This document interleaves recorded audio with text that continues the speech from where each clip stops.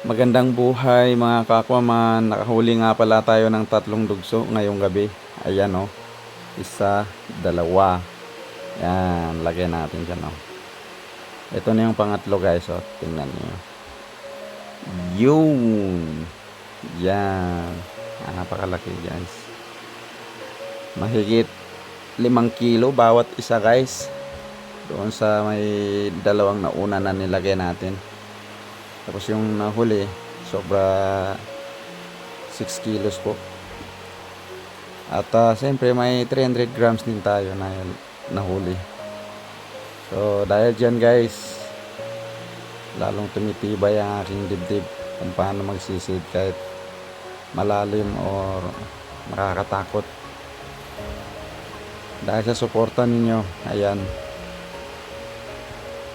may nahuli tayong mga ilag, dalagang bukid at danggit.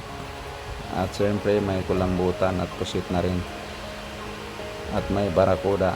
At kung mapapansin nyo guys, bakit hindi natin na-videoan kung paano natin tinira yan? Yung GoPro po natin guys is nag-shutdown na. Kaya hindi natin nagamit. O yan na, may pang-ihaw guys. Maraming mga surahan guys.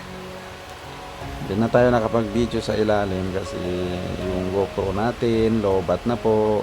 Wala tayong ma-chargeran dito sa may parting Kinami DBS. Gamit lang po dito ng mga tao guys ay solar lang po. Kaya yan po, pinailawan natin para maging clear naman sa inyo.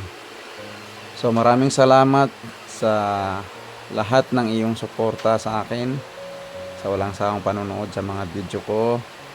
Paki-like at share na rin ang ating bagong upload. Magandang buhay sa ating lahat mga ka-Aquaman. Bye-bye!